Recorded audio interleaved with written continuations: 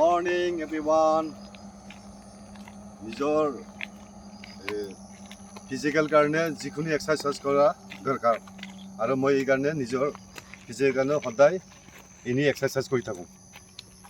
1 2 3 4 5 6 7 8 9 10 1 2 3 4 5 6 7 8 9 10 1 2 3 4 5 6 7 8 9 10 1 2 3 4 5 6 7 8 9 10 আজি যিখিনি এক্সাৰচাইজ মই কৰিলোঁ এইখিনি এক্সাৰচাইজ হ'ল নিজৰ ফিজিকেলটো ফিট ৰাখিবৰ কাৰণে এক্সাৰচাইজ কৰা হয় আৰু পাৰিলে আপোনালোকৰ